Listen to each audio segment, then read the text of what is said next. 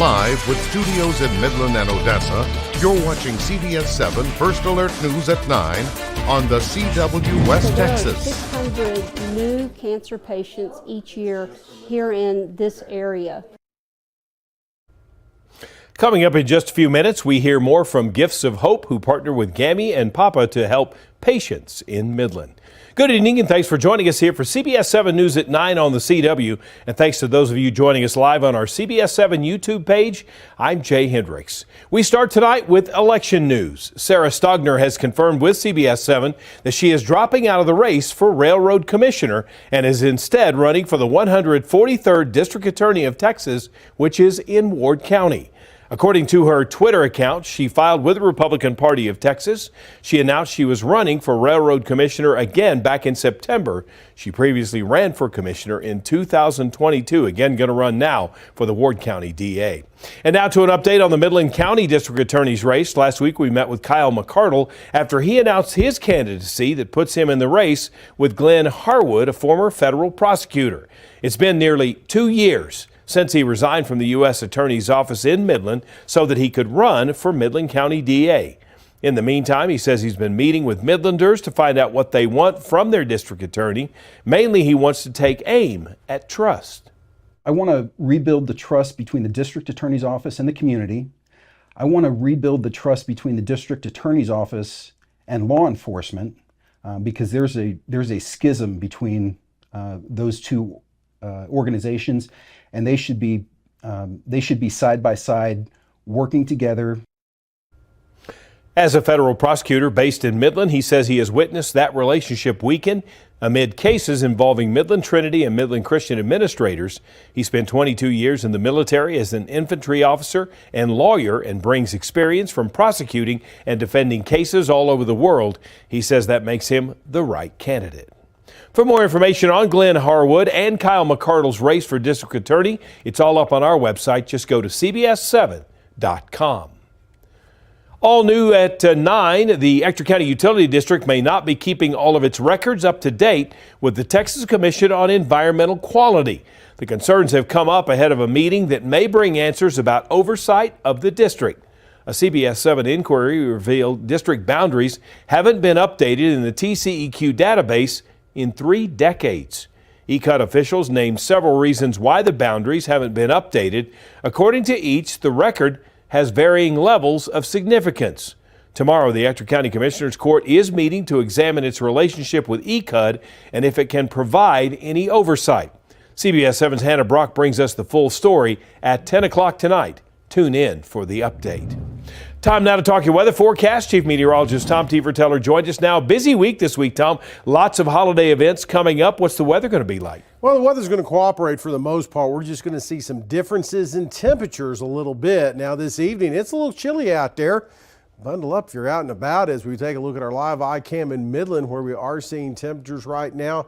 Well, they are into the lower 50s out there, but already down to 41 in Hobbs, 49 in Seminole, and also down to 40 there on the Marfa Plateau. So some chilly spots this evening, but not a lot of wind, so that's always good news out there. Just a touch of breeze out of the south across the area, but we are going to be looking at another cool front in our forecast for tomorrow, and then a mild streak just in time for Starbright Village and the tree lighting in Odessa. But this weekend, though, for the parade in Midland, the Jingle Bell Jubilee, well, a stronger cold front's on the way, and it's going to bring a little bit of winter chill to our forecast. Last year, Gammy and Papa's Helping Hands delivered over 400 care kits across Midland to those dealing with cancer. This year, they were able to surpass that, preparing 600 kits to be distributed throughout this month and 2024. CBS7's Tyler Poglich spoke with both Gammy and Papa's Helping Hands, as well as Gifts of Hope, to learn more about the care kits and the work they are doing. Tyler? Since 2016, Gammy and Papa's Helping Hands has been making sure nobody going through cancer is left without a care kit during their recovery process. We do 600 bags, 400 for chemo patients, 200 for radiation patients. Since Gammy and Papa Helping Hands started, they have given out over 1,500 bags to cancer patients in Midland. President of Gammy and Papa's Helping Hands, Billy Lopez, knows the struggle of cancer all too well, as she has lost several relatives to cancer. In honor of those that she has lost, she started a nonprofit as a way to help patients make the process of chemotherapy and radiation just a little bit more easy. The help that we get from the businesses here is substantial. We are a small nonprofit, and everything we get goes a long way. Gifts of Hope is a nonprofit in Midland that helps patients who have cancer and have to travel into town by giving them a place to live for free. Gifts of Hope is partnered with Gammy and Papa's as well as Texas Oncology. When Texas Oncology gets a new patient, Gifts of Hope comes over with a care kit that was created by Gammy and Papa's to help out with the patient's treatment. And so those little things help them and make their treatment just a little bit more endurable. Clint says every day he gets to help those in need is rewarding. Every day being able to come into work is absolutely a blessing, to be able to provide people with just some of the things that make their life a little easier. Multiple businesses helped prepare the kits through donations and putting the kits together. Reporting for CBS7 First Alert News, I'm Tyler Podwich. This Thursday, the city of Odessa is lighting up a Christmas tree at Starbright Village at McKinney Park, and we'll be there to show you and get you into the holiday spirit. Tune in to CBS7 News at 6 and 6:30. And on Saturday, December 9th, the city of Midland is hosting its Christmas parade. We will bring you that live Saturday night on KWWT My 30, starting at 6:30. The U.S. Public Interest Research Group is out with its annual Trouble in Toyland report highlighting dangerous toys. Today, Connecticut Senator Richard Blumenthal highlighted water beads and toys that use button batteries as two especially dangerous items on the 2023 list. If swallowed, button batteries can burn through a child's esophagus in as little as 2 hours, and the injury can progress even after the battery is removed. It is a time of year where we should celebrate and be generous and give gifts, but make sure that they are safe, because there are some very, very perilous playthings out there that can send your child to an emergency room and turn a holiday into a tragedy. Reese's law goes into effect next year. It requires improved labels and packaging to warn parents and prevent accidents. Parents need to be on the lookout for recalled toys as well. Even if they're pulled from stores, they may show up on sites like eBay and Facebook Marketplace. Around the holidays, Christmas lights decorate our homes both inside and out, but it's important to take into account the dangers of not setting them up properly, because it could cause a fire and serious harm. When decorating, do not overload your outlets with multiple sets of lights plugged in together. Some lights can get very hot, so be sure to keep flammable items away from them. The outlet can also, or the outlet you choose, I should say, can also be critical. Make sure you have the proper outlets, GFCI. It'll prevent it shorting out and should trip the breaker instead of actually, it should trip itself, I'm sorry. It should trip the outlet and not the breaker. It can be hard to remember to turn off all your lights before you go to bed, so it's recommended to install a timer with your lights and decorations. Something that I do personally is there's specific outlets that you can buy that you can set up on your phone using an app. There's multiple that you can buy. They're very inexpensive, and you can set them up to where they're on a timer, or you can control it with your phone so they're not running all the time. For more holiday safety tips, you can go to our website, CBS7.com. Back in July, West Odessans made their voices heard in a town hall meeting, saying they did not want to incorporate West Odessa. And although many residents disagreed with Ector County Judge Dustin Fawcett's idea, they all wanted to continue this conversation, particularly in regards to faster response time from emergency responders. The new option on the table, declaring West Odessa to be an emergency services district. It's similar concept to being a city government, but an ESD provides funding for fire protection, emergency, medical services, or both. The Texas Constitution says ESDs may levy property tax no more than 10 cents per $100 of property value in their district, compared to a city government, which has no cap on levying property tax. With only a volunteer fire department in West Odessa and having to wait upwards of half an hour for other first responders nearby, Judge Fawcett says it could be an option for the unincorporated area. The West Odessa Volunteer Fire Department, while they do great things for a population and geographic size of West Odessa, they cannot take every single call. They cannot satisfy every single call. That's why the city of Odessa has to go out there. By the way, as far as Fawcett is concerned, here's some notes for you. Reeves County has been an ESD since 2019 and have continued to service over 17,000 residents. At the end of the day, Judge Fawcett says it's up to residents of West Odessa to decide whether they want things to stay the same or make a change. Now for a look at today's top headlines shown here in real time with real viewers at CBS7.com. See all of these stories and more by downloading our app or visiting our website at CBS7.com. Still ahead, efforts to reach another ceasefire in the war against Israel and Hamas have fizzled over the weekend. What's happening now? Next, here on CBS 7 News at 9 on the CW.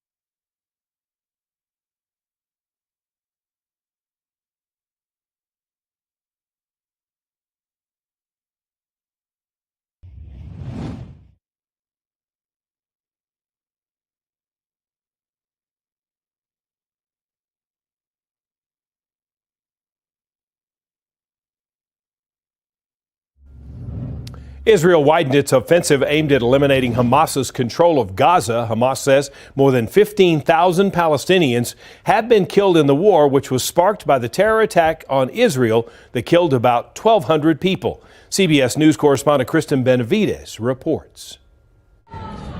Days after the collapse of a week-long ceasefire, Israel is widening its war against Hamas to include parts of southern Gaza. Israel says it is expanding ground operations, telling those who evacuated northern Gaza to leave parts of the south as well, but it's not clear where they can go. IDF forces have almost totally dismantled 2 Hamas brigades in northern Gaza in intense fighting, and we are working to dismantle the Hamas terror machine in the southern Gaza Strip too. This girl told CBS News her family was forced to flee from Gaza City south to Rafah, where they now live in a makeshift shelter by the road. The IDF issued this interactive map outlining evacuation zones, which residents can access by a QR code. But many parts of war-torn Gaza have no internet or electricity. Israel's army released video showing what it says are battles against Hamas. We do expect to see civilian casualties as a result of this campaign. That is sadly true in all wars. Hamas is using civilians as human shields. The Jewish state is continuing efforts to destroy miles of tunnels, where it says Hamas hides military infrastructure below civilian buildings, including hospitals. Christian Benavides, CBS News. Efforts to reach another ceasefire fizzled over the weekend. Hamas said discussions about releasing more hostages seized during the October 7th terror attack Hamas waged on southern Israel must be tied to a permanent ceasefire. We are going to be looking at a little bit of a change in temperatures, warming up for Starbright Village, cooling down in the Jingle Bell Jubilee. We'll talk about all that. Weather details are next.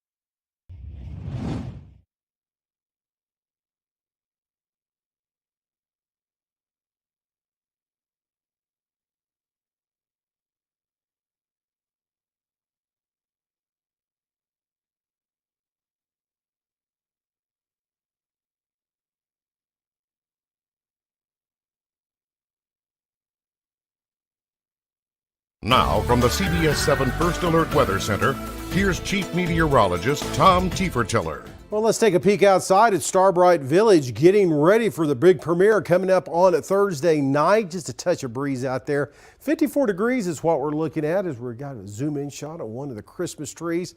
And once everything gets going later this week, it's going to be a spectacular sight that's going to continue through the end of the month at McKinney Park. You ought to get out there and enjoy that. As we're seeing nice, cool weather, Christmas shopping weather out there, as I like to call it, into the lower 50s for many locations. But look at that, already a chilly 43 in Hobbs and 40 down towards the Marfa area. A couple of the cool spots as a northwesterly flow in the upper levels is going to swing another front through West Texas. That's going to happen coming up tomorrow, but then we're going to be dealing with a ridge of high pressure starting to build in fact from the southwest. That'll make things a little bit milder coming up for Starbright Village in Odessa, as we could see temperatures into the 60s for the tree lighting before we see things cool down later this week. We've had a few high clouds drift across, really about it. And across portions of South Texas, again, we are seeing some mid to high level Pacific moisture stream across, but that's as close as it gets towards West Texas. Things are pretty quiet out there right now, but rather chilly as that front starting to make its way down, looks like in towards the Texas Panhandle now and on its way towards West Texas for tomorrow. Temperatures today across the state, pretty comfortable for most locations, ranging from 60 in Amarillo to 75 in Brownsville, 79 in Laredo. So pretty quiet conditions. Those winds come around to the west and then north towards the morning hours. So we'll have a little bit of breeze, a little cooler first thing in the morning down into the 30s. So you want to bundle up for that. But then we'll see lighter winds for tomorrow afternoon. Temperatures lower 60s, and that's just indicative of the very dry conditions when you see that wide temperature range. Rest of tonight, have that front rolling down across the area. Temperatures settling into the mid 30s overnight tonight, so a chilly start tomorrow morning. Again, those 60s back in our forecast for tomorrow. A little bit of a climb in temperatures coming up Thursday into Friday before the next strong cold front arrives. And this one will have an impact on the Jingle Bell Jubilee Midland Christmas Parade coming up on Saturday, as we're expecting temperatures only top out around 54. So looking for rather cold conditions coming up Saturday evening. Still ahead, a pair of West Texas ropers are headed to the Junior World Finals. We'll hear from them coming up next in sports.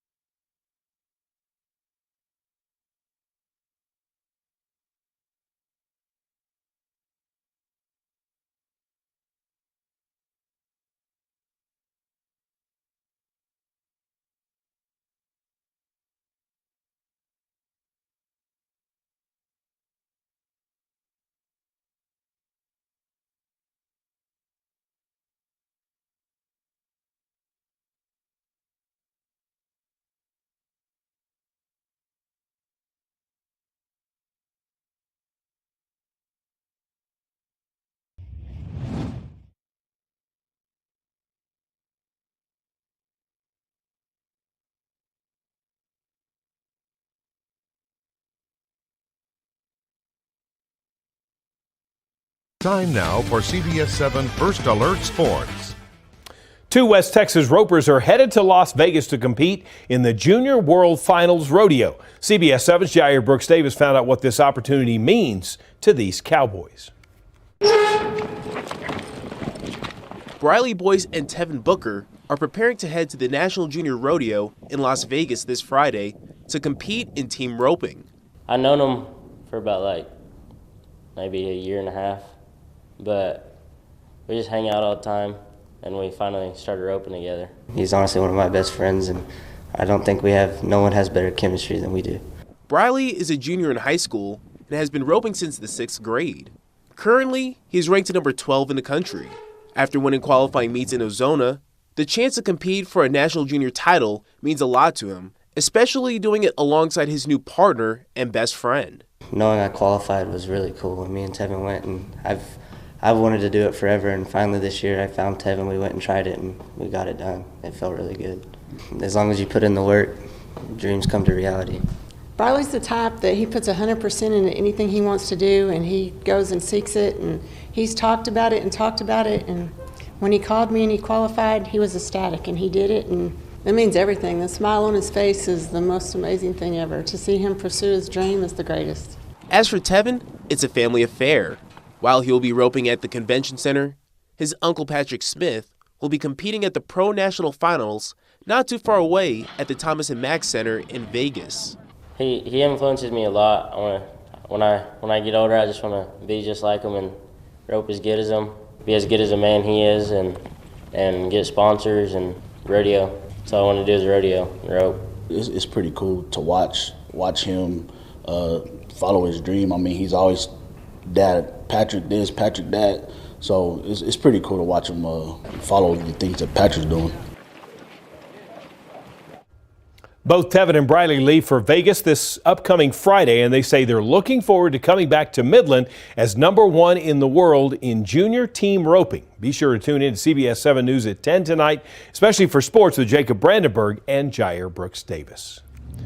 Still ahead on Sunday, 275 members of the Oklahoma Air National Guard returned to Tulsa after several months in the Middle East. We've got their heartwarming homecoming. When we come back, you're watching CBS 7 News at 9 on the CW.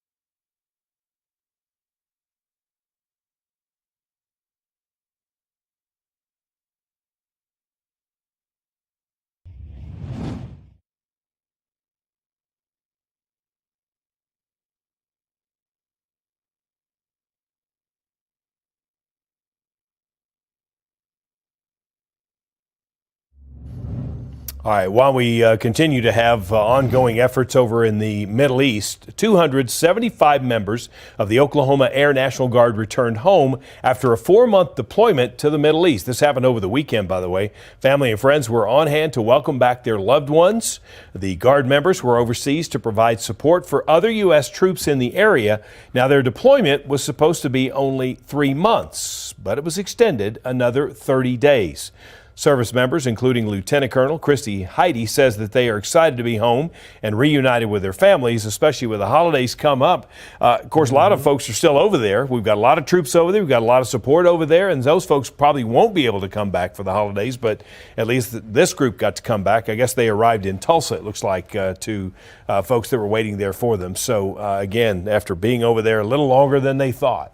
Glad to have them home, and thank you for their service. Oh, yeah. Okay, we appreciate that.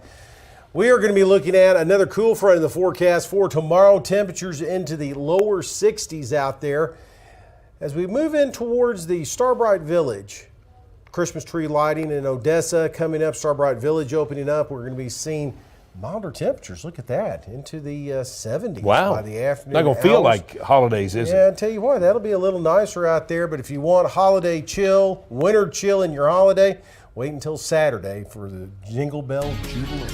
All right, it's going to be a lot cooler when we get out there. Thanks for joining us here for CBS 7 First Alert News at 9 on the CW. More news coming up tonight at 10.